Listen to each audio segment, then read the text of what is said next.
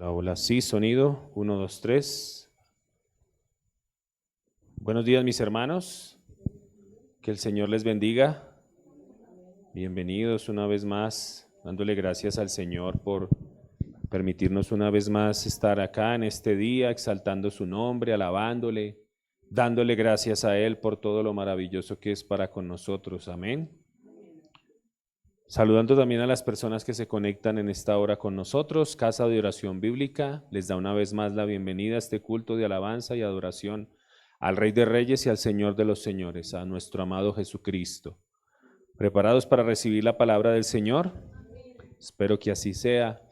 Vamos a continuar allí, estamos con nuestro estudio del libro de Primera a los Corintios, ya estamos en el capítulo 3 y en esta mañana vamos a meditar en los versículos 5 al 9.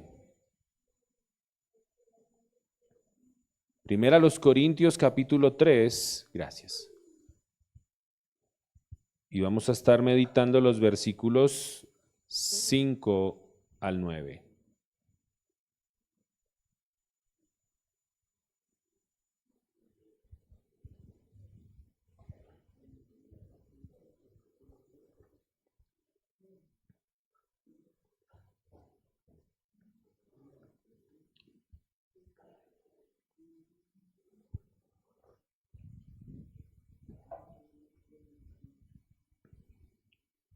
Para aquellos que les gusta tomar nota, el título de la enseñanza en esta mañana es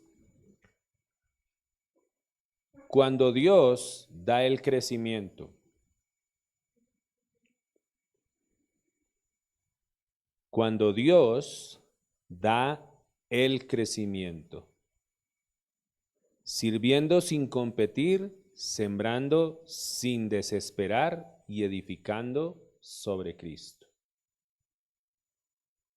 Sirviendo sin competir, sembrando sin desesperar y edificando sobre el único fundamento firme de la iglesia que es Jesucristo.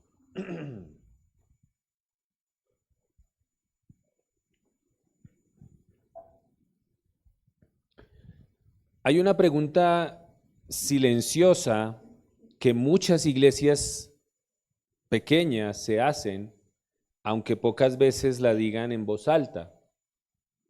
¿Cuál creen que sea? ¿Estamos creciendo de verdad? A veces esa pregunta aparece sobre todo cuando miramos sillas vacías, ¿cierto? Cuando el presupuesto de la iglesia no alcanza, cuando los mismos hermanos sirven en varias áreas de la iglesia, cuando una familia se va, cuando otra iglesia parece avanzar más rápido o cuando sentimos que sembramos mucho y vemos poco fruto. Y en el contexto de nuestra ciudad, en donde casi todo se mide por resultados, números, productividad, imagen y reconocimiento, la iglesia también puede caer en la tentación de medirse con la regla equivocada. Pero, primero a los Corintios capítulo 3, nuestro pasaje, nos detiene antes de que el desánimo nos robe la fe o antes de que el orgullo nos robe la humildad. Pablo nos lleva al campo de Dios y nos muestra algo que todo sembrador sabe, o que todo sembrador debería saber. Una cosa es plantar, otra cosa es regar y otra muy distinta es dar vida. Nosotros podemos preparar la tierra, abrir la Biblia, predicar el Evangelio, discipular, visitar, orar, servir y perseverar, pero solo Dios puede hacer germinar una vida nueva. Solo Dios puede convertir una palabra sembrada en arrepentimiento, una oración escondida en restauración, una clase sencilla en convicción profunda y una iglesia pequeña en un testimonio vivo de su gracia. Por eso, este mensaje en esta mañana no es un llamado a trabajar menos, sino a trabajar mejor, con menos ansiedad y más fe, con menos competencia y más unidad, con menos protagonismo humano y más dependencia de Cristo. Hoy la palabra nos va a recordar que la iglesia, ¿a quién le pertenece la iglesia? A Cristo. La iglesia no le pertenece al pastor, ni a sus líderes, ni a una familia, ni a una denominación, ni a los que llevan más años congregándose. La iglesia pertenece a Dios. Y si la iglesia pertenece a Dios, entonces la gloria no es nuestra, el control no es nuestro y el crecimiento tampoco es nuestro. Nuestro llamado es servir fielmente. Su promesa es dar crecimiento conforme a su voluntad. Así que, mi amada iglesia, mi amado hermano, en esta mañana, antes de seguir con nuestra enseñanza, escuchemos lo que la palabra de Dios tiene que decirnos. Y mientras leemos, le invito a que preste atención a 3 expresiones que vamos a ver en nuestro pasaje: servidores, crecimiento y de Dios. Esas 3 expresiones: servidores, crecimiento y de Dios. Así que vaya conmigo allí a nuestro pasaje. Yo voy a leer en la versión Reina Valera y usted me sigue allí. Y dice la palabra del Señor. Primera a los Corintios capítulo 3, versículos 5 al 9. Dice, ¿qué pues es Pablo? Pablo pregunta, ¿y qué es Apolos? Servidores por medio de los cuales habéis creído, y eso según lo que a cada uno concedió el Señor. Versículo 6. Yo planté, Apolos regó, pero el crecimiento lo ha dado Dios. Así que ni el que planta es algo, ni el que riega, sino Dios que da el crecimiento. Y el que planta y el que riega son una misma cosa, aunque cada uno recibirá su recompensa conforme a su labor. Porque nosotros somos colaboradores de Dios y vosotros sois labranza de Dios, edificio de Dios. Señor, abre nuestro entendimiento en esta mañana para recibir tu palabra con humildad, fe y obediencia. Te lo pedimos, Señor, en el nombre de Cristo Jesús, y que tu buen espíritu nos ayude en esta mañana para recibir la palabra con un espíritu correcto y un buen entendimiento para que podamos ponerlo por obra, Señor, en el nombre de Jesús. Amén y amén. La iglesia de Corinto vivía en una ciudad comercial, moralmente compleja y socialmente competitiva. Pablo había fundado la comunidad cristiana durante su ministerio allí. Después, otros obreros como Apolos continuaron enseñando. El problema no era que hubiera diversidad de dones o ministerios, sino que la congregación había convertido esa diversidad en bandos. Unos decían ser de Pablo, otros de Apolos, otros de Cefas, y la inmadurez espiritual se manifestaba en celos, contiendas y divisiones. En 1 Corintios, Pablo responde con una teología del ministerio. No empieza defendiendo su prestigio, sino reduciendo todo protagonismo humano ante la grandeza de Dios. Los líderes no son dueños de la iglesia.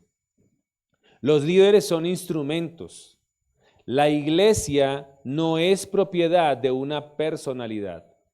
Es labranza y edificio de Dios, y el crecimiento no se fabrica, se recibe como obra soberana del Señor. Así que en esta mañana vamos a mirar 5 puntos acerca de esto y vamos a irlos desarrollando rápidamente. El punto número 1. Los líderes son servidores, no salvadores. ¿Qué son los líderes? Servidores, no salvadores. Comienza allí diciendo nuestro pasaje, versículo 5. ¿Qué pues es qué pues es Pablo y qué es Apolos? Servidores por medio de los cuales habéis creído, y eso según lo que a cada uno concedió el Señor. Pablo no pregunta quién es Pablo, sino ¿qué es Pablo? La pregunta rebaja el culto a la personalidad. Pablo y Apolos no son el centro de la fe, son medios por los cuales otros llegaron a creer. Y esto nos debe llevar a entender que el instrumento que Dios use no debe ocupar el lugar del autor de la salvación. ¿Quién es el autor de la salvación? Cristo. Por eso la palabra dice, puesto los ojos ¿en quién? El autor y consumador ¿de qué? De la fe. Amén. La palabra servidores comunica o nos da a entender dependencia, labor y obediencia. Un servidor no se adueña del campo, no decide la cosecha y no recibe adoración. Simplemente cumple la tarea que se le ha confiado. En el ministerio cristiano, la autoridad existe, pero siempre bajo la autoridad de Cristo. La honra pastoral nunca debe convertirse en idolatría pastoral. ¿A quién debemos honrar primeramente? Al Señor, ¿cierto? ¿Cuál es la autoridad sobre todo pastor? El Señor primeramente y su palabra. Dice Marcos capítulo 10, versículos 42 al 45. Mire lo que dice. Marcos capítulo 10, versículos 42 al 45.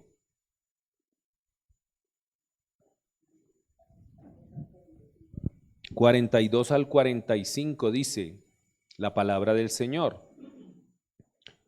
Dice, mas Jesús llamándolos les dijo, sabéis que los que son tenidos por gobernantes de las naciones se enseñorean de ellas, y sus grandes ejercen sobre ellas potestad. Pero no será así entre vosotros, sino que el que quiera hacerse grande entre vosotros será vuestro servidor, y al que de vosotros quiera ser el primero será siervo de todos, porque el Hijo del Hombre no vino para ser servido, sino para servir y para dar su vida en rescate por muchos. Aquí Jesús redefine la grandeza espiritual. El verdadero liderazgo no se mide por dominio, sino se mide ¿por qué? Por servicio sacrificial. Ese es el verdadero liderazgo. No el que impone, no el que se impone, sino aquel que más ¿qué? El que mejor sirve, el que más sirve. Segunda a los Corintios capítulo 4 en el versículo 5, no lo busque, yo se lo leo. Segunda a los Corintios 4:5 dice, porque no nos predicamos a nosotros mismos, sino a Jesucristo como Señor y a nosotros como vuestros siervos por amor de Jesús. ¿Cómo se mostraba Pablo? ¿Como qué? Como siervo. El ministerio fiel no se anuncia como centro del mensaje, sino que proclama a Cristo como Señor y se presenta a sí mismo como siervo. Ese es el ministerio fiel. Juan 3:30, que hace poco tuvimos, ¿sí recuerdan todavía el pasaje de Juan 3:30 o ya se les olvidó? ¿Qué dice Juan 3:30? Es necesario que Él crezca pero que yo mengüe, ya a algunos se les olvidó. Tuvimos un tiempo de bendición con ese pasaje. La actitud de Juan el Bautista resume el corazón de todo servidor. Cristo debe ocupar el primer lugar mientras el obrero acepta disminuir en su protagonismo. Amén. Algo para ilustrar. Imagine una familia bogotana que toma Transmilenio para llegar a una cita médica importante. Algo de todos los días, ¿no? El bus fue útil. El conductor hizo su trabajo y la ruta permitió llegar al destino, pero nadie al salir de la cita abraza el bus como si fuera el médico que sanó al paciente. El medio fue necesario, pero no fue la fuente de la salud. Así ocurre con los líderes.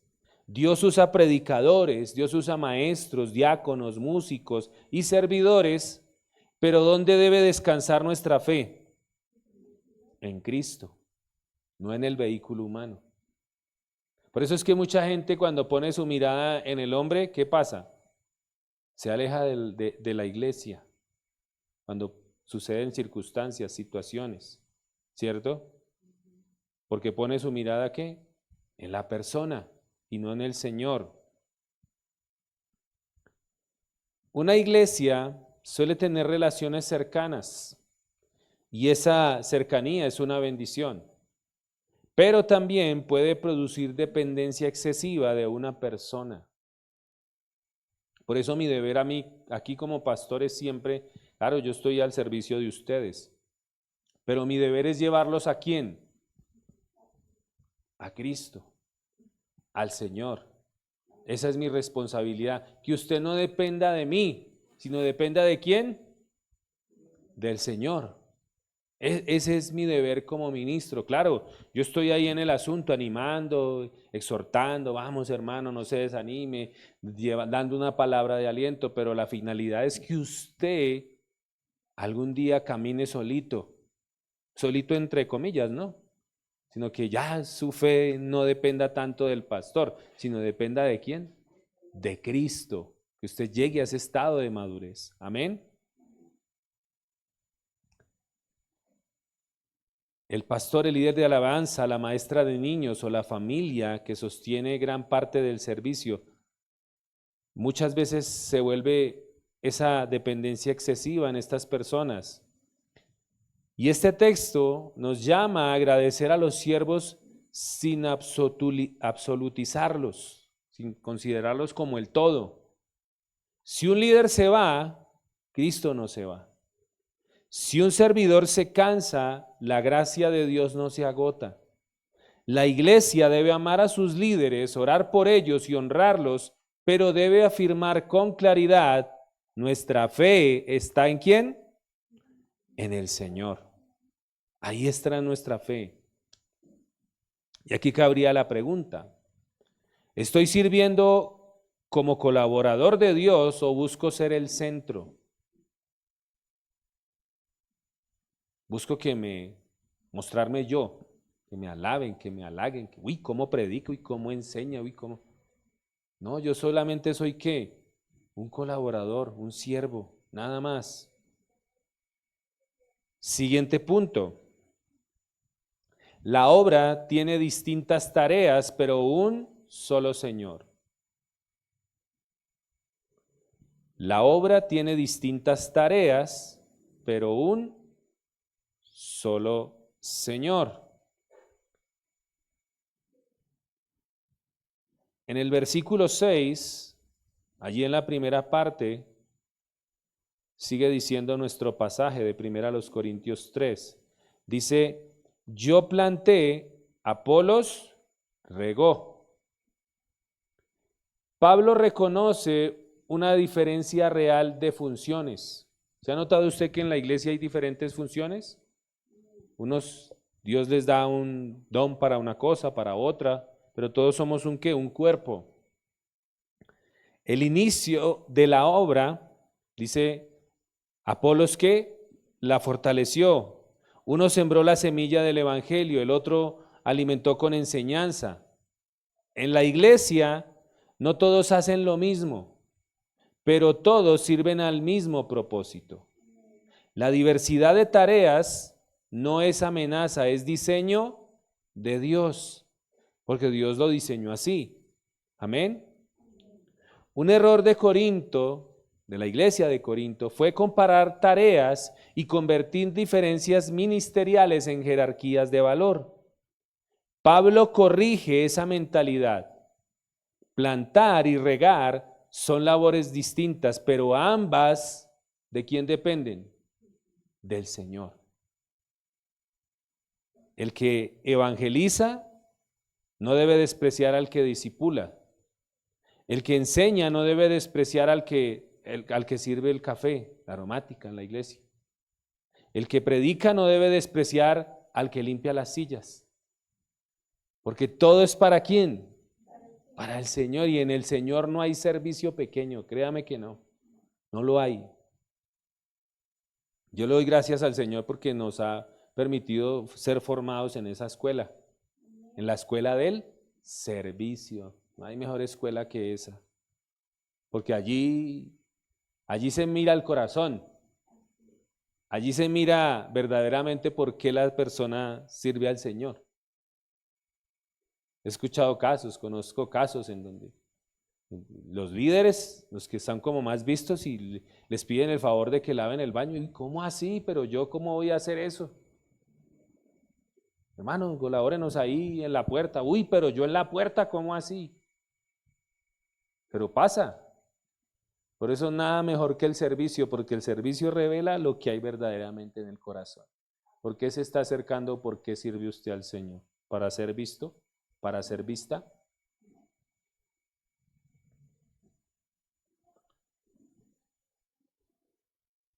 En la economía del reino, la fidelidad pesa más que la visibilidad. No se le olvide eso.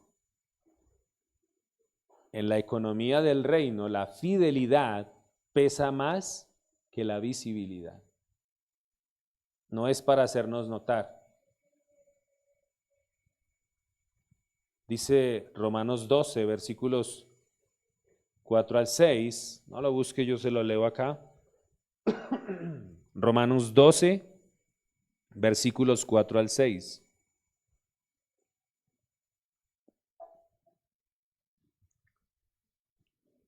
Dice, porque de la manera que en un cuerpo tenemos muchos miembros, pero no todos los miembros tienen la misma función.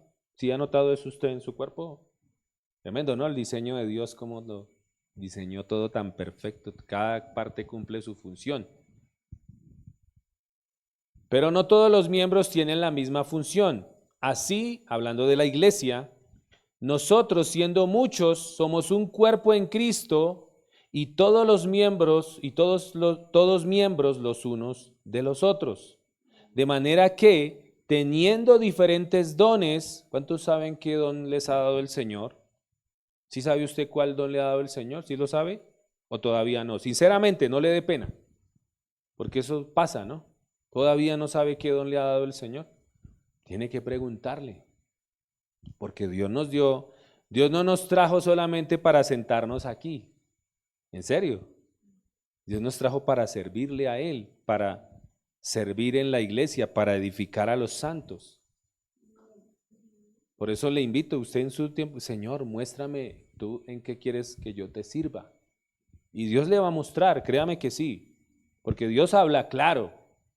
Claro, yo me acuerdo cuando yo vine al Señor, de una, y a mí el Señor, la primera vez que yo escuché que Dios usaba a una persona con un don profético, y me decía, uy, Señor, trajiste un maestro en la palabra, ahí ya el Señor me estaba mostrando qué era lo que yo iba a hacer. Y para la gloria y honra del Señor, años después, henos aquí, ¿sí ven? Pero entonces pregúntenle al Señor, ¿qué dones me has dado para servirte, Señor? Porque Dios quiere edificar a su iglesia. De manera que teniendo diferentes dones, según la gracia que nos es dada, si el de profecía, úsese conforme a la medida de la fe, y allí sigue diciendo otras cosas. Pero este pasaje muestra que la diversidad de funciones no divide el cuerpo, sino que lo completa. Amén. Efesios 4:11 al 16, dice Efesios 4, 11 al 16. Y él mismo constituyó a unos apóstoles. Creemos en los apóstoles, ¿no? En esta iglesia creemos en los apóstoles, pero no en los superapóstoles que se muestran por ahí, ¿no? Con tremenda camioneta y jet privado y tapete rojo cuando llegan, no. Yo creo en lo apostólico todavía, pero en donde la función. ¿Cuál era la función del apóstol? Usted mira y, por ejemplo, el apóstol Pablo escribió las cartas ¿para qué?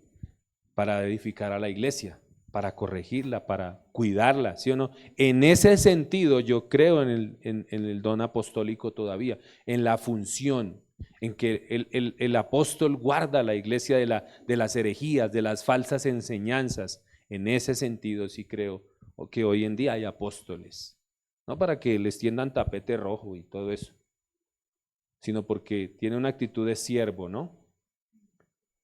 Y él mismo constituyó a unos apóstoles, a otros profetas, a otros evangelistas, a otros pastores y maestros, a fin de perfeccionar a los santos para la obra del ministerio, para la edificación del cuerpo de Cristo, hasta que todos lleguemos a la unidad de la fe y del conocimiento del Hijo de Dios. Cristo da ministerios no para crear celebridades espirituales, sino para equipar a toda la iglesia y conducirla a la madurez. Por eso decía que nada de los superapóstoles, nada de las celebridades, ¿no? No, entre menos se muestre uno. Es necesario que yo mengüe y que Cristo sea el que crezca, sea el que sea visto. Amén. Primera de Pedro 4:10 dice, Primera de Pedro 4:10, se lo leo. Dice la palabra, cada uno según el don que ha recibido, ministrelo a otros. Y ahí habla de esos dones, por eso le digo, pregúntele al Señor, ¿qué don le ha dado para que usted pueda compartirlo con otros? Por ejemplo, ¿cuántos se benefician del don de la enseñanza? Edifica la iglesia, ¿sí o no? Gracias al Señor por los pastores, por los maestros, pero es don dado del Señor. ¿Para qué? Para darlo, para que otros aprovechen esos dones. Entonces su merced también tiene dones, pregúntele al Señor, para que pueda dar a otros, para que pueda ayudar en la iglesia.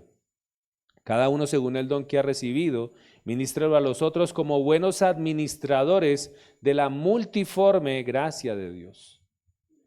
El don recibido no es propiedad privada, es gracia administrada para servir a otros. Amén. Algo para ilustrar. En una obra de construcción, aquí tenemos una en la esquina, ¿sí ha visto? Ya casi, ¿cuántos? Uy, ¿cómo irá a quedar la casa? El arquitecto, el maestro de obra, el electricista, el plomero y el ayudante cumplen funciones distintas, ¿cierto que sí? Si el electricista compite con el plomero, ¿qué va a pasar? La casa se va a retrasar, ¿cierto? Porque todo va como en un orden, ¿cierto? Están echando las bases, los muros, levantándolo, pero ¿qué tal si llega el pintor allá a pintar sin haber echado pañete ni nada, ni haber instalado por dentro la luz y todo eso, las tomacorrientes, ¿cierto que sí? Se vuelve un caos. Si el ayudante piensa que su trabajo no importa, la obra pierde ritmo. La construcción avanza cuando cada uno hace su parte con excelencia y humildad. Así también en la iglesia, cada ministerio, visible o invisible, contribuye a la edificación del cuerpo. Amén. En una congregación, una misma persona puede hacer varias tareas: abrir el salón, dirigir la oración, enseñar a los niños, recoger la ofrenda y visitar a los enfermos. Este texto nos invita a valorar cada tarea sin competir. Pregúntese, ¿Estoy sirviendo para que Cristo sea visto o para que mi nombre sea reconocido? A los que estamos sirviendo, a los que no, los animo a servir al Señor. ¿Me alegro cuando otro riega lo que yo planté? ¿Sí? Porque pueda que usted le comparta la palabra a alguien, pero usted lo deje ahí. Pablo dijo, yo planté, Apolos regó, y ese regar tiene, cuando uno riega una planta tiene que ser como constante, ¿no? Usted no la riega el lunes y hasta el 15 días, un mes, aunque hay plantas que sí aguantan eso, ¿no? Pero hay otras que no. Cuando usted no la riega constantemente, ¿qué pasa con esa planta? ¿Cuántos han tenido plantas en el apartamento? ¿Cómo les ha ido bien? Yo creo que empezando mal, ¿sí o no? Ay, tan bonita mi planta y eso la pone allá y que todo el mundo la vea. A la semana ya está toda chilada, seca y al mes está la matera por ahí seca. ¿Cierto?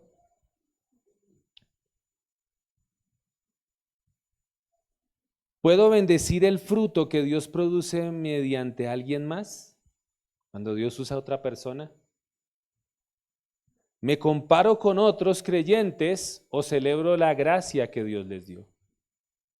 Porque hay veces que Dios usa a ciertas personas, ¿no? A unos más que a otros, a veces, ¿no? Pero entonces a veces tendemos como a comparar. Y entra allí como, ay, ¿yo por qué no? ¿Cierto? Cuando Dios es soberano y Él hace con quien Él quiere y como quiere. Incluso cuando Dios quiere hablarle a una persona, hasta usa los mismos impíos. ¿Usted no se ha dado cuenta de eso? Ay, pero ¿usted qué me va a decir si usted ni va a la iglesia? No, usted debe estar atento porque a veces Dios lo puede exhortar a usted por medio de personas allá afuera. En serio que sí, cuando Dios quiere hablar, eso sí. Como decían cuando Jesús iba allí en la caravana, lo estaban recibiendo en la entrada a Jerusalén con las palmas. Ay, diles a estos que se callen, ¿no es lo que están diciendo? Decían los fariseos y los maestros. Y él dijo, los digo que aunque estos se callen, las piedras van a hablar. Nosotros tenemos ese dicho como creyentes. Cuando un inconverso le habla a usted, eso son las piedras hablando. Mire las piedras hablando. Siguiente punto, punto número 3. El crecimiento pertenece a Dios. ¿A quién le pertenece el crecimiento? A Dios. Punto número 3.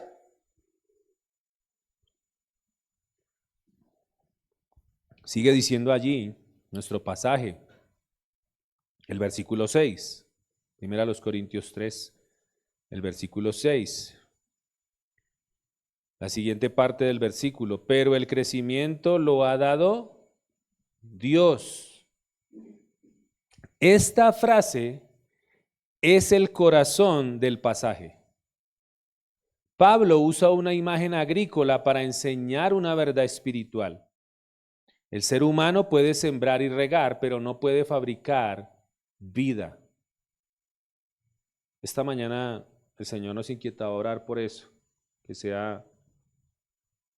nos daba la palabra de Efesios capítulo 1, versículos 5 en adelante, creo que es. Hay una verdad también, no recuerdo ahorita el pasaje, que el ser humano solo puede reproducir la vida humana, pero la vida espiritual, ¿quién la reproduce? El Espíritu Santo. Y orábamos para que el Señor dé de su Espíritu a la iglesia, dé de su Espíritu a los que no lo tienen, porque los que no tienen el Espíritu Santo todavía no tienen vida espiritual. Y se pueden estar congregando y pueden estar escuchando el mensaje, pero si no está el Espíritu, no hay vida.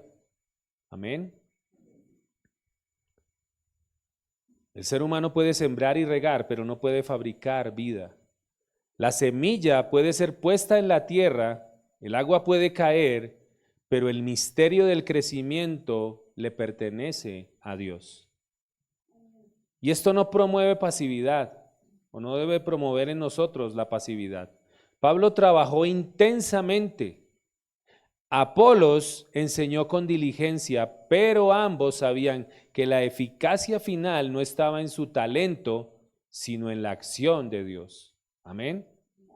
El ministerio cristiano vive entre dos peligros. Siempre nosotros tenemos a irnos a los extremos, ¿no? Por eso que el Espíritu Santo siempre nos lleve a tener un equilibrio, amén. Pero el ministerio cristiano vive siempre entre dos peligros. El primero es el activismo, que cree que todo depende de nosotros, ¿sí? Y están haciendo y haciendo y haciendo y haciendo y haciendo. Y el otro es el fatalismo, que cree que no debemos hacer nada. No, sí, Dios es el que va a hacer. Sí, Dios es el que va a hacer, pero una parte nos corresponde a nosotros, ¿cierto que sí? Por ejemplo, si no se abre un grupo de discipulado, ¿cómo va a crecer la gente? Sí, Dios va a hacer dar el crecimiento, pero si no se abre un espacio para que la gente se nutra de la palabra, pues no va a pasar, ¿cierto que no? Hay una parte que nos corresponde hacer. Primera los Corintios 3 nos coloca en el centro bíblico. Esto lo centra. Trabajamos fielmente porque Dios obra soberanamente. Ese es el centro. Debemos trabajar fielmente porque Dios obra soberanamente. Nosotros hacemos nuestra parte fielmente, pero le dejamos los resultados ¿a quién? Al Señor. Amén. Dice Marcos capítulo 4, versículos 26 al 29. Mire lo que dice. Marcos capítulo 4, versículo 26 al 29.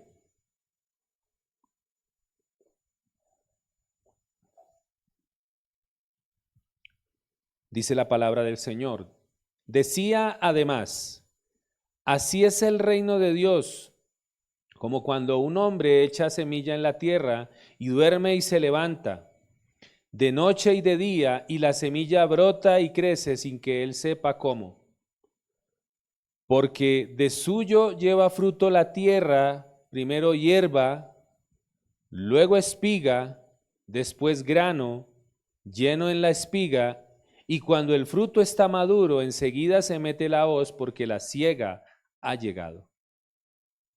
Jesús enseña que el reino crece por una obra misteriosa de Dios que supera el control humano. Por eso no está en las estrategias que los hombres creen. No, estrategia para hacer crecer la iglesia, no. Todo depende de la voluntad del Señor. Amén. Juan 15:5 es un pasaje muy conocido por todos. Juan 15:5 dice, yo soy la vid, vosotros los pámpanos, el que permanece en mí y yo en él, éste lleva mucho fruto, porque separados de mí, nada podéis hacer. El fruto espiritual depende de la unión vital con Cristo. Siempre lo hemos dicho acá, la vida cristiana no la podemos vivir en nuestras fuerzas.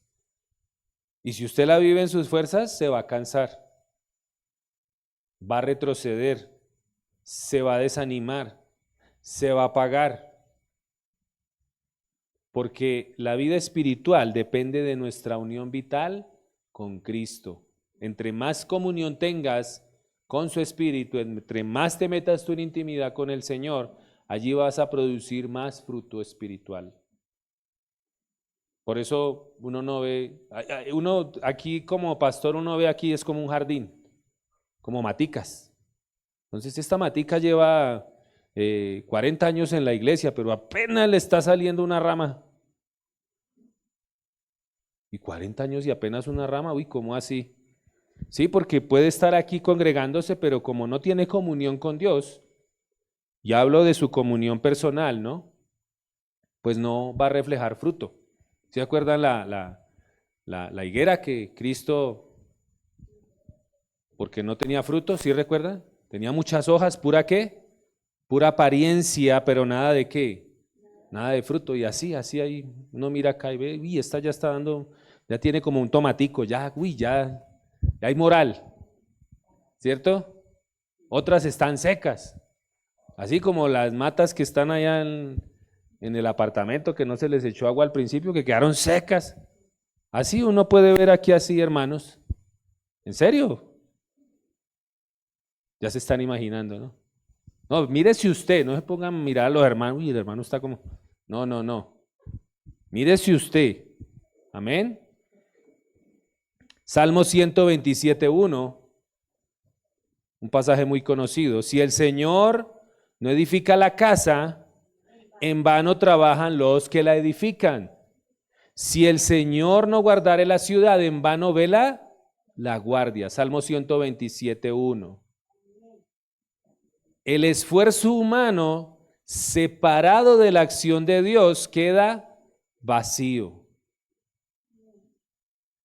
Por eso, ¿cuál es nuestro clamor aquí el domingo en la iglesia? Señor, trae vida a tu iglesia, Señor. Señor, nosotros hacemos nuestra tarea, pero dependemos de ti, Señor. No nos dejes hacer cosas en nuestra propia sabiduría, en nuestras propias fuerzas, Señor. Guíanos, Señor, que todo lo que hagamos sea guiado por ti. Amén.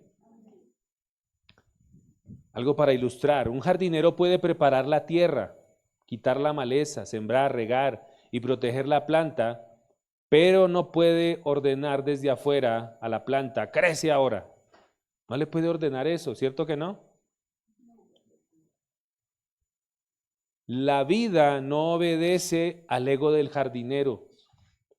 La vida responde al diseño del Creador, ¿cierto? De la misma manera, una iglesia puede predicar, discipular, orar, visitar y servir, pero solo Dios abre corazones, solo Dios convence de pecado, solo Dios produce arrepentimiento y solo Él puede formar carácter y dar fruto duradero. Amén. Por eso es que usted puede predicar, yo siempre se lo he dicho, usted puede predicar, pero usted tiene que llevar eso al terreno de la oración antes. Antes orar, antes, Señor, dame las palabras. Si ya le predicó, lleve a esa persona en oración y espere que Dios obre y esté atento. No es simplemente dejarlo ahí, no. Orar por esa persona. Si Dios te está dando la oportunidad de predicarle en este tiempo a alguien y esa persona te está prestando oído, aprovecha. Y en tus tiempos de oración, ora por ella, ora por esa persona. Porque tú y yo, ¿por qué estamos aquí sirviendo al Señor? Alguien oró por nosotros, en serio.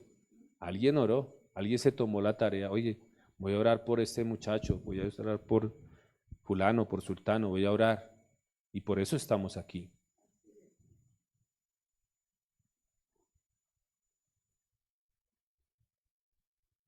En nuestra ciudad muchos creyentes viven bajo presión. ¿Vivimos bajo presión los que vivimos en la ciudad?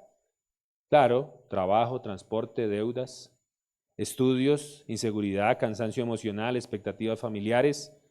En ese contexto, una iglesia puede desesperarse si no ve crecimiento rápido. Pero el Señor nos llama a sembrar con paciencia. Quizás el crecimiento se ve primero en una familia reconciliada. Allí hay crecimiento. En un joven que vuelve a orar. En una madre que aprende a descansar en Cristo. En un hermano que deja la amargura. En una célula que persevera o en un vecino que empieza a escuchar el Evangelio. Por eso no despreciemos los brotes pequeños. Dios suele comenzar grandes cosechas con semillas escondidas. ¿Ha ido usted cuando dice que de lo vil y menospreciado saca a Dios para qué? A veces de donde menos pensamos es donde Dios nos sorprende. ¿Sí o no? Así es. Y aquí cabría la pregunta, ¿he confundido crecimiento espiritual con éxito visible? Porque como lo meditábamos ahorita, la gente cómo mide el éxito, por número, por expansión, por muchas cosas. Pero sabemos que el éxito a la manera de Dios se mide de una manera diferente, ¿no? ¿Qué área de mi vida necesita ser regada con oración, palabra y obediencia? Eso para que medite. ¿Qué semilla debo plantar esta semana en mi familia, barrio, trabajo o iglesia?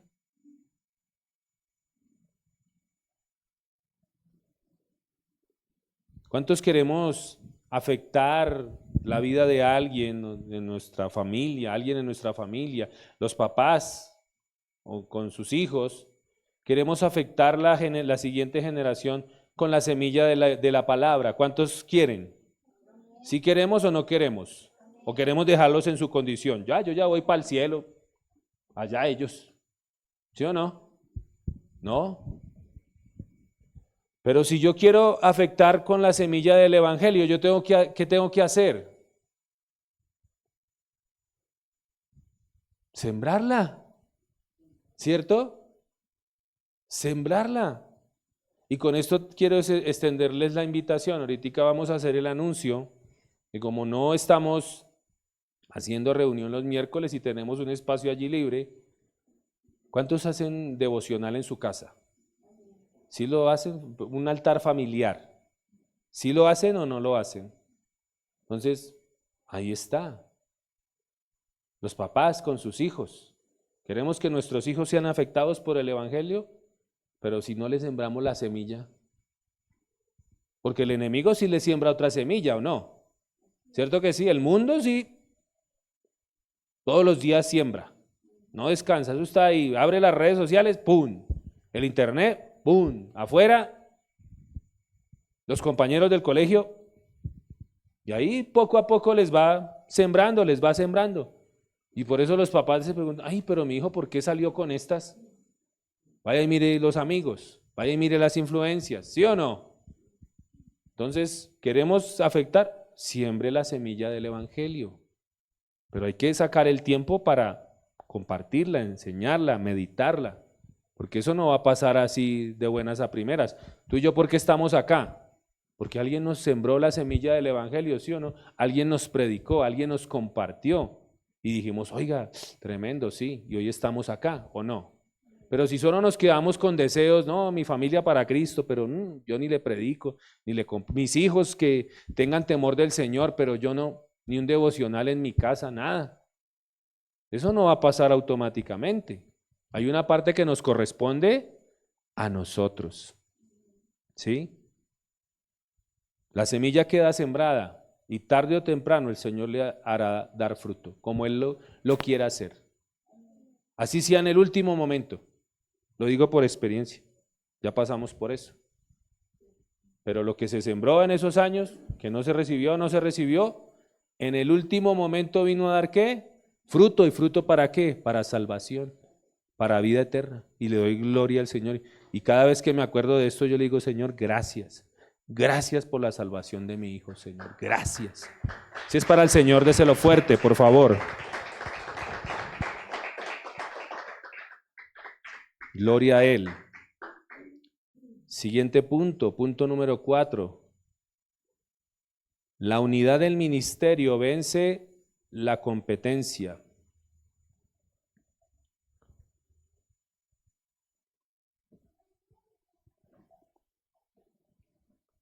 La unidad del ministerio vence la competencia.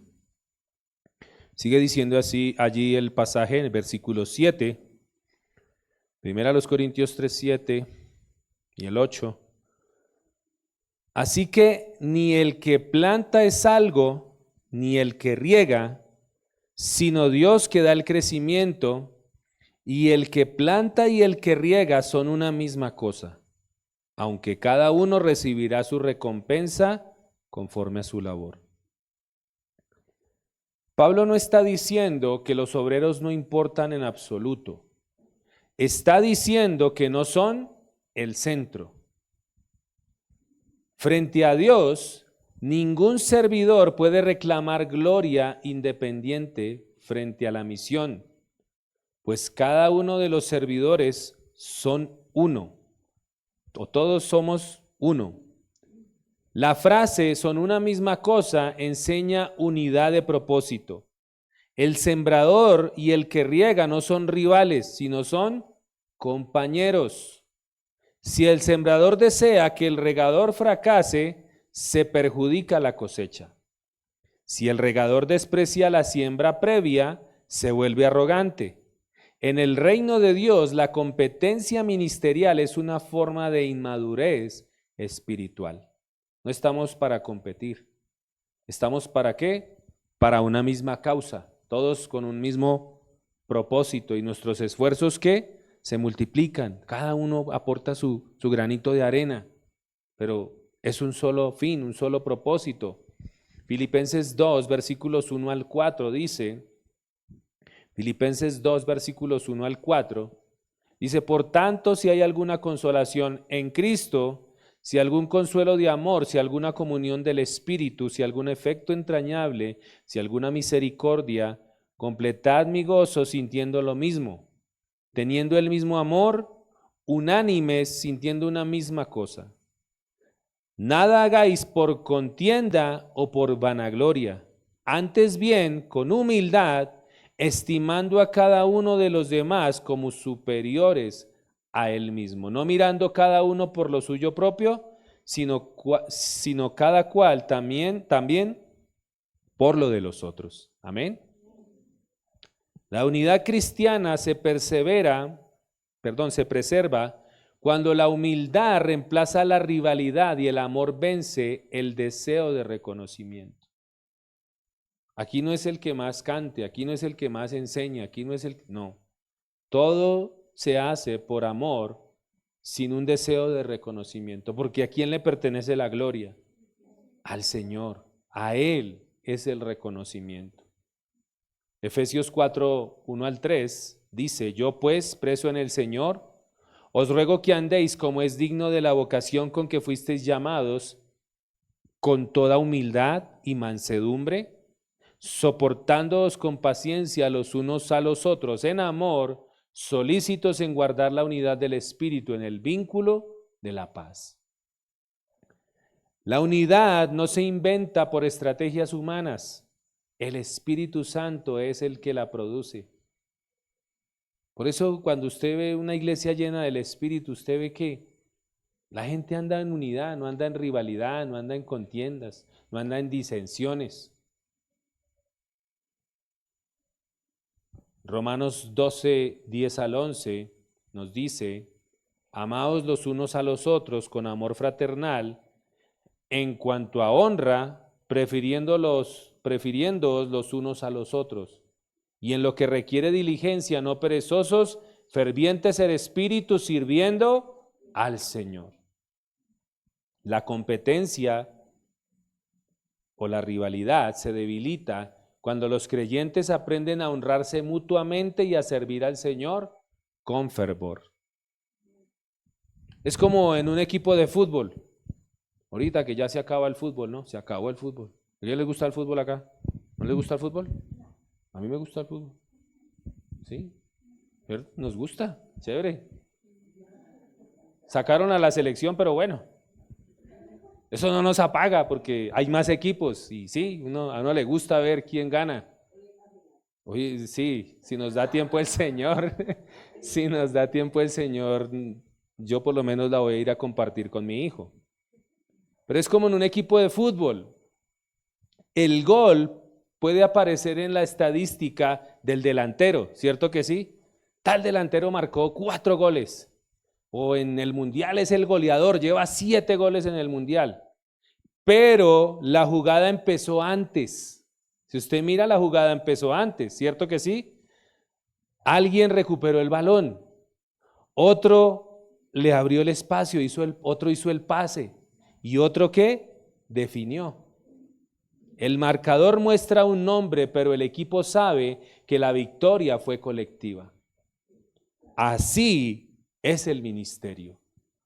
Una conversión puede ocurrir después de una predicación del domingo, pero quizás fue preparada por años de oración de una madre por esa alma. Conversaciones de un amigo, lágrimas de un líder o tal vez la hospitalidad de una familia. Pero todos aportaron algo, ¿sí o no? La iglesia debe aprender a celebrar el fruto sin apropiárselo. Cuando alguien llega a Cristo, no preguntamos, ¿Se ha pasado que a veces la gente, tal persona, es que lloré, es que fue porque yo le prediqué, por eso vinieron a la iglesia? Sí, es que tal cosa pasó, pero porque lloré. No, fue por mi predicación o por tu invitación. Decimos, Dios dio el crecimiento. Cuando un ministerio florece, no preguntamos quién recibe el crédito. Decimos, Cristo está edificando su iglesia. Cuando una persona sirve mejor que nosotros, no debemos sentirnos amenazados.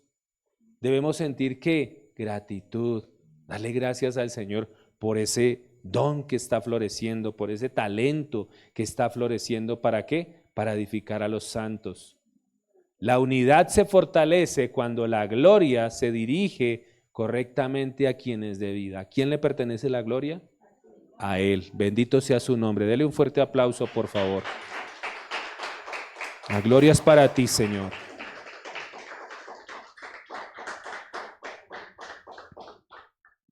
Y aquí cabría la pregunta, cuando Dios usa a otra persona para producir fruto, ¿cómo responde tu corazón? ¿Das gracias al Señor o te sientes, como que algo me choca por dentro? No, debe ser gratitud por esas personas que Dios usa. Y nuestro último punto número 5, la iglesia es labranza y edificio de Dios.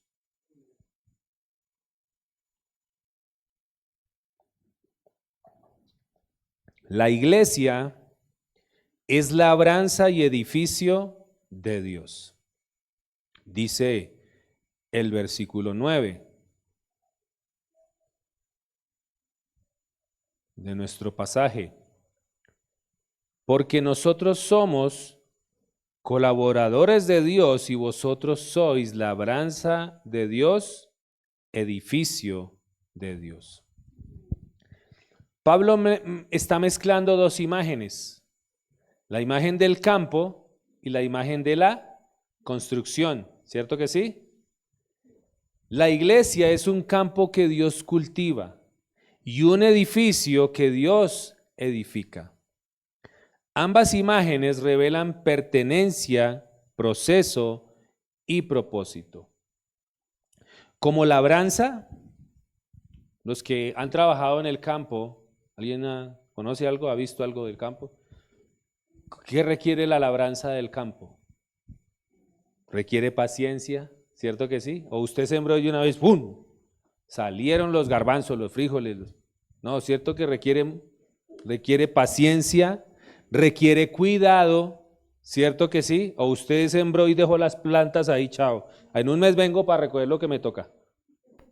No, ¿cierto? Toca deshiervar, toca cuidar, toca echarle agüita, ¿cierto que sí?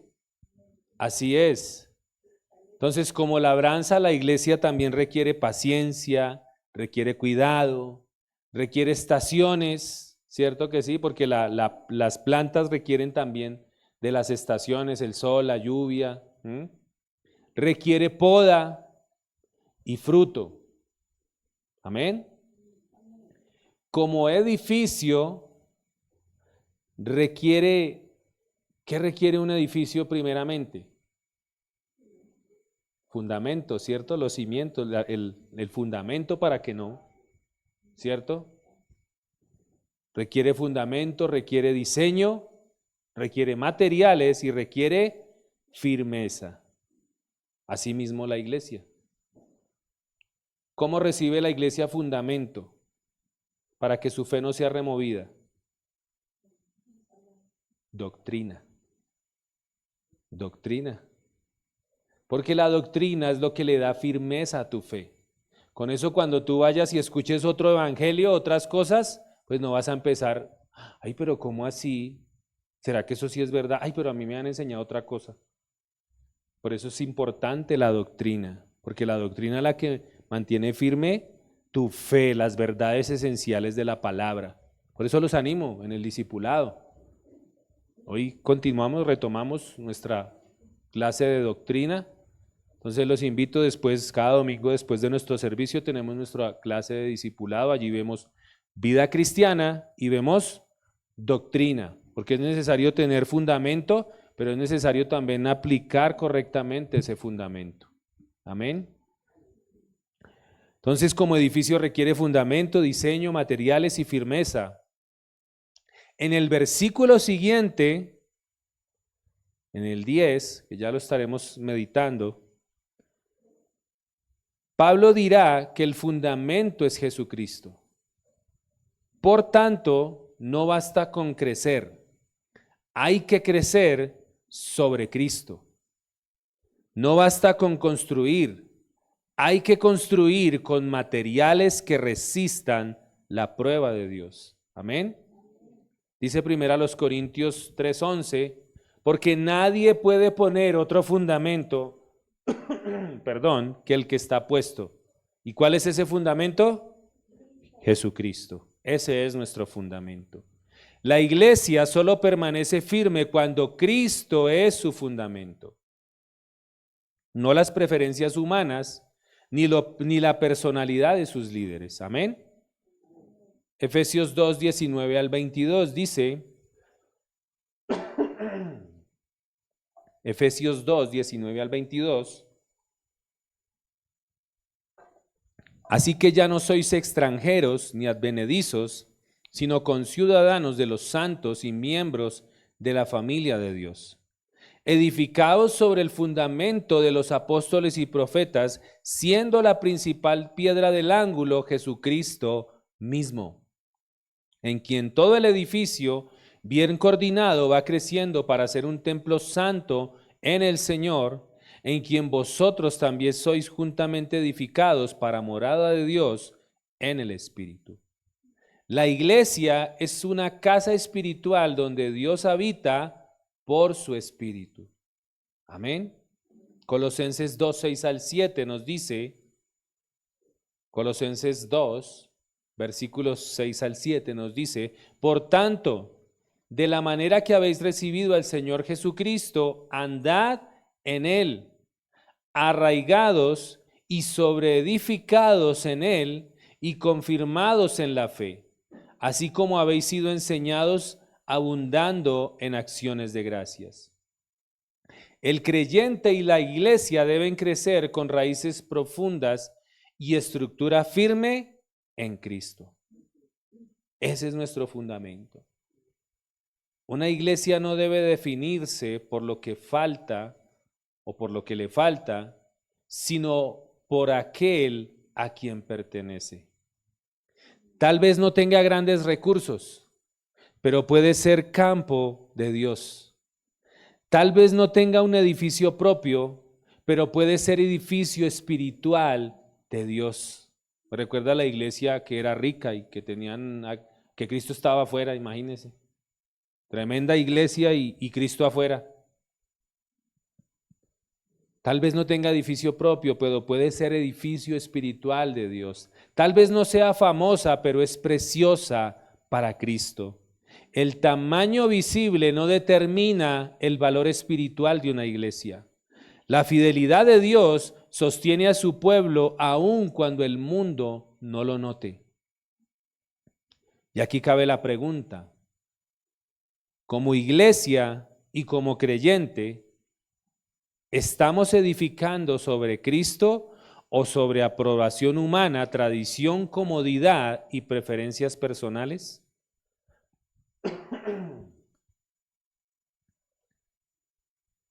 ¿Sobre qué te estás edificando? Porque a veces la iglesia que más edifica a la gente es la que más cerquita le queda, ¿no? O la que le presta más comodidad, o por tradición.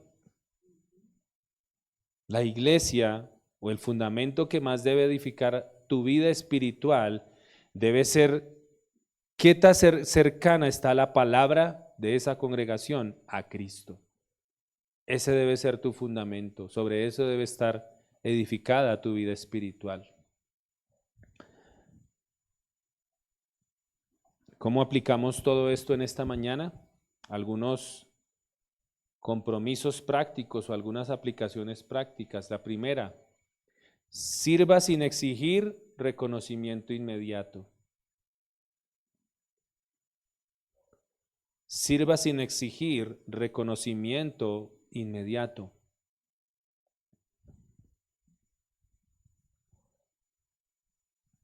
Dos, ore por crecimiento espiritual, no solo por aumento numérico. Ore por crecimiento espiritual, no solo por aumento numérico. Tres, honre a los líderes sin idolatrarlos. Amén. Honre a sus líderes, pero sin idolatrarlos. 4, valore los ministerios invisibles. ¿Cuáles son los ministerios invisibles aquí en la iglesia? ¿Sí saben cuáles son? El primero, o nómbreme uno mejor. La intercesión, sí, ese es uno, invisible. El aseo, ese es invisible, ese nadie lo nota, ¿sí o no? Ah, bueno, sí, lo notan pues cuando hay reguero en la iglesia. Uy, oiga, esto está sucio. Ahí sí lo notan. Pastor, me senté en la silla y tenía el pantalón y se me ensució. Ahí sí notan el ministerio invisible. ¿Cierto que sí? La limpieza, la intercesión, el cuidado de niños. Ese no lo ven, ¿cierto? Que a veces no se ve, pero sí. Allá. Damos gracias a la hermana Jenny, que ayuda allá con los críos. Las visitas, los que visitan a los hermanos, a las hermanas. La hospitalidad y el discipulado personal. Esos son los ministerios invisibles, los que no se notan mucho. 5, evite comparaciones con iglesias más grandes o con más recursos.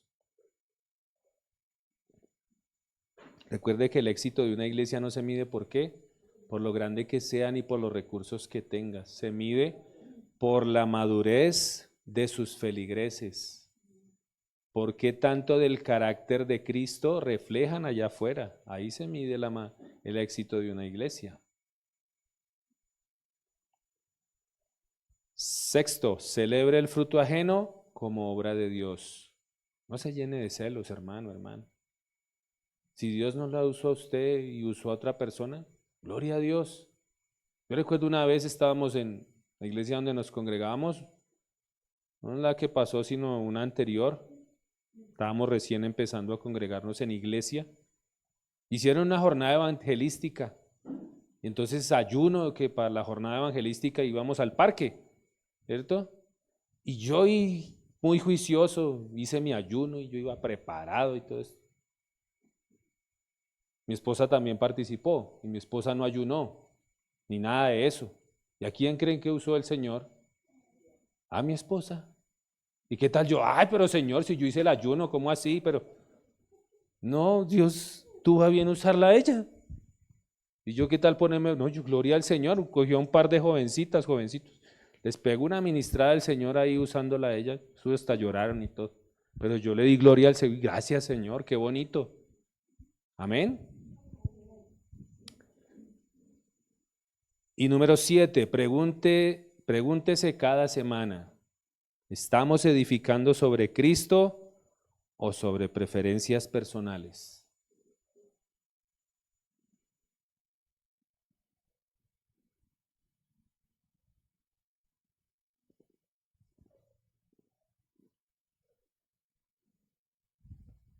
Una última ilustración ya para terminar. Piensa en una pequeña huerta urbana en un apartamento o una terraza de Bogotá. ¿Sí ha visto? ¿Se ha visto que hay apartamentos o terrazas que tienen así como un huertico, algo así?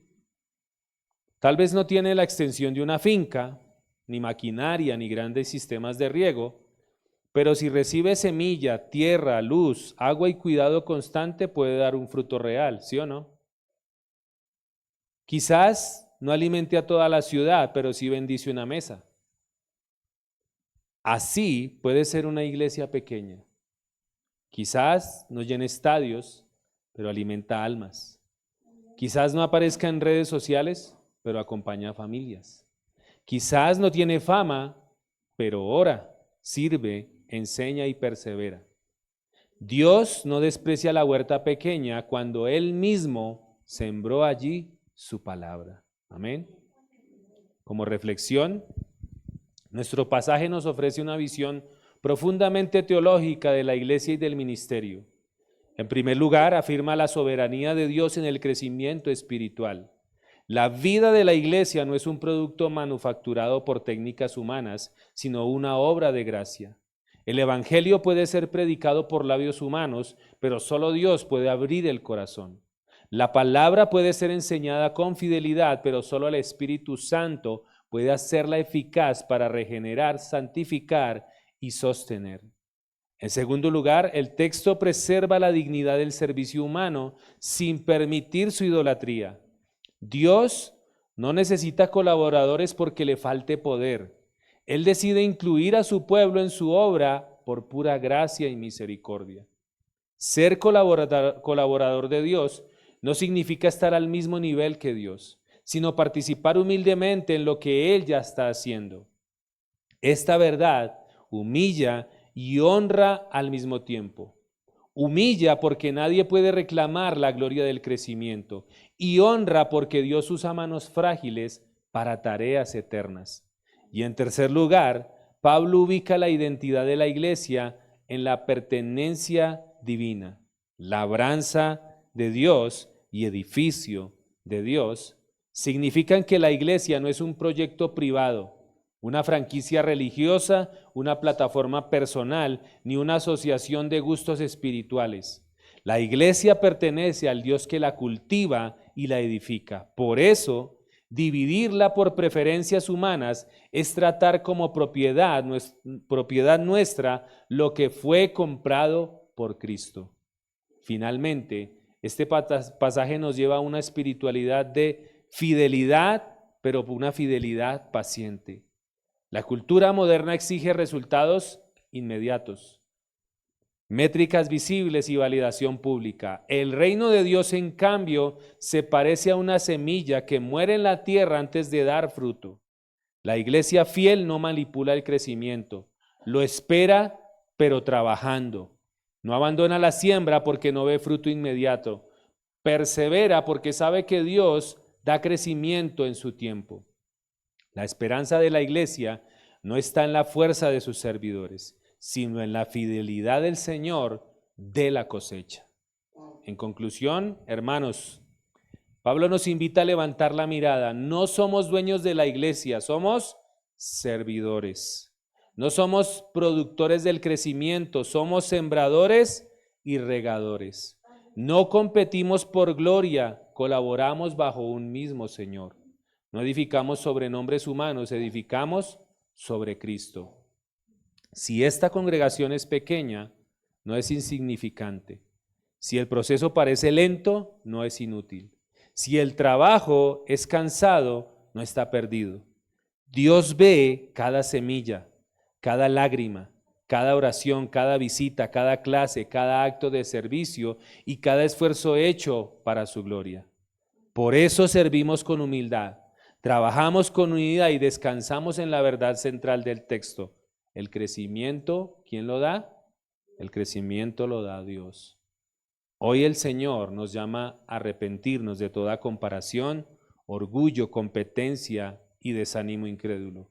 Nos llama a volver a Cristo, el fundamento. Nos llama a sembrar aunque no veamos la cosecha completa. Nos llama a regar con oración, amor y perseverancia. Nos llama a confiar en que Él está obrando aunque no podamos medirlo todo. Iglesia, sirvamos fielmente como colaboradores de Dios, porque esta obra le pertenece a Él. Amén. Invito a que se ponga sobre sus pies. Si es para el Señor, déselo fuerte. Gracias, Señor. Gracias, Señor. Bendito es tu nombre, Rey de Gloria. Gracias te damos, amado Padre. Gracias en el nombre de Jesús. Cierra allí tus ojos. Y oremos, démosle gracias al Señor por este tiempo, por edificar nuestras vidas. Padre, te damos gracias, Señor. Bendecimos tu santo nombre, oh Rey de Gloria. Señor Dios y Padre, venimos delante de ti reconociendo que la iglesia solo te pertenece a ti, Señor. Tú eres el dueño de la obra, el Señor de la cosecha, el fundamento de tu pueblo y la fuente de todo crecimiento verdadero. Por eso, Señor, perdónanos cuando hemos buscado reconocimiento, cuando hemos competido entre hermanos, cuando hemos medido tu obra con criterios humanos y cuando hemos olvidado que somos solamente servidores por tu gracia, Señor. Te pedimos que formes en nosotros un corazón humilde, un corazón dispuesto a plantar, a regar sin reclamar la gloria. Enséñanos a servir con fidelidad, a valorar cada tarea, Señor, a honrar a los hermanos que trabajan contigo y a celebrar el fruto que produces por medio de otros. Líbranos de la comparación, Señor, de la vanagloria, del desánimo, y ayúdanos a recordar que ni el que planta ni el que riega son algo en sí mismos, sino tú, oh Señor, quien das el crecimiento de todo. Te damos gracias, Señor, en el nombre de Jesús. Amén y amén. Damos gracias al Señor. Seguimos haciendo la tarea. Aquí estamos, mis hermanos, para edificar a la iglesia, para edificar a los santos, pero necesitamos edificarle a usted para que usted pueda edificar a otros. Amén. Por eso necesitamos ser formados. Amén. Damos gracias al Señor por este tiempo. Les invito a que sigamos honrando al Señor con aquello que usted haya dispuesto, conforme al Señor le haya prosperado. Como dice la Escritura, siempre lo recordamos, hágalo voluntariamente, hágalo de corazón, como para el Señor, no por tristeza, no por necesidad, no obligado, sino con un corazón dadivoso, generoso, confiando en que el Señor es el dueño de todo, ¿no? Dios es el dueño de todo. Y Él nos dará conforme a sus riquezas en gloria. Él es poderoso para hacer que abunde en nosotros toda gracia, a fin de que teniendo siempre que en todas las cosas lo suficiente, abundemos para toda buena obra. Amén. Mientras damos nuestra ofrenda al Señor, gracias Padre. Les recuerdo nuestros próximos servicios. No olviden, todos los lunes para las mujeres que se quieran conectar, tenemos la reunión de maestras del bien. Todos los lunes, 7:30 de la noche, reunión en línea para que usted se pueda conectar y unirse al grupo de mujeres. Si usted necesita información, ahí con mi esposita le puede pedir información para que usted se pueda conectar. No olviden que dejarnos sus daticos para que podamos agregarlo al grupo, para que usted pueda participar de las actividades de la iglesia, que pueda estar allí en contacto con nosotros. Amén. No olviden también que tenemos nuestros tiempos de oración. Tiempo de oración, los ministerios invisibles, para que usted haga partícipe de eso. Todos los miércoles a las ¿qué? A las 5 de la mañana estamos orando. Yo le doy gloria al Señor porque estuvimos orando con las hermanas este miércoles. Yo les expuse una decisión importante que estoy queriendo tomar y gracias al Señor, el Señor está trayendo respuesta a mis hermanas. Ya parece que el Señor está dando luz y está mostrando el camino. Seguimos confiando en que el Señor nos siga guiando, nos siga direccionando. Siempre le aconsejo a la iglesia ante toda decisión importante, pregúntele primero al Señor, especialmente las que tienen que ver con finanzas, ¿oyó? Pregúntele al Señor siempre, no se mueva sin antes preguntarle al Señor. Entonces, doy gloria al Señor de eso, de ese tiempo de oración, mis hermanas, les agradezco y animo a los demás y a las demás a que se conecten los miércoles a las 5 de la mañana y los domingos 7:30 de la mañana a 8:30. Estamos orando por la iglesia, que el Señor dé de su espíritu a su iglesia, a nuestros hermanos, que nos ayude a seguir avanzando en su voluntad. Amén. No olviden que todos los domingos tenemos también nuestro culto de alabanza y adoración al Señor. Este próximo domingo tenemos la Cena del Señor, para que lo tengan en cuenta. Amén. Cada último fin de semana del mes celebramos la cena en honor al Señor y compartimos acerca del Evangelio. Estamos estudiando el libro de Romanos, ¿sí recuerdan, no? Entonces vamos a continuar allí también, porque si usted quiere conocer de qué habla toda la Biblia, ahí está el libro de Romanos. El mejor resumen de la Biblia, todo el libro de Romanos para que lo lea. Amén. También no olviden el otro ministerio invisible, aquellos que tengan el tiempo, que tengan la disposición en el área del aseo, para que nos ayuden a mantener, ayudemos a mantener limpia la casa del Señor y bien presentada. Amén. Creo que no es nada más, ¿cierto? El discipulado. ¿Sí? Señor. Sí, no olviden que tenemos la cena del Señor y tenemos nuestro compartir, ¿no? Para que tenga disposición de tiempo el próximo domingo, ¿sí? Tenemos un compartir porque la idea es que seamos iglesia, que nos conozcamos, que compartamos nuestras luchas, oremos los unos por los otros y seamos una familia en Cristo, porque eso es la iglesia. La iglesia es la familia de Cristo, amén, los unos con los otros.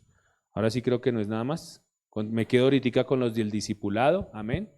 Entonces vamos a orar, vamos a darle gracias al Señor y con esto quedamos despedidos.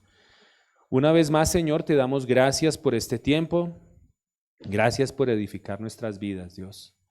Gracias por iluminar nuestra mente y nuestro corazón con tu bendita palabra, Señor. Hoy te damos gracias por estas grandes verdades y te pedimos de todo corazón, Señor, que nos ayudes a ponerlas por obra, Rey de Gloria, a no olvidar lo que nos hablas, sino escuchar atentamente, a meditar y a ponerlo por obra, Rey de Gloria. Te damos gracias, Señor. También oramos por las ofrendas. Gracias, Señor, porque tú eres el que nos bendice, tú eres el que nos da la sabiduría para administrar, para hacer las riquezas, y sigo orando para que le sigas dando a tu iglesia esa sabiduría, Señor, pero sobre todo para tus propósitos, Señor. Ayúdanos, Señor, a que nuestras prioridades estén en el orden correcto, primeramente lo tuyo, Señor, el tiempo contigo, nuestra familia, el trabajo. Danos sabiduría para organizar nuestro día a día y nuestro tiempo, Señor. Gracias te damos porque todo don perfecto, toda buena dádiva proviene de ti. Ayúdanos a administrar correctamente todo cuanto nos da, Señor, para que podamos ser de bendición a otros. Te lo pedimos, Señor, y te damos gracias en el nombre de Jesús. Amén y amén. Un saludo a las personas que se conectaron. Dios les bendiga. Nos vemos el próximo domingo a las 9 de la mañana. Bendiciones.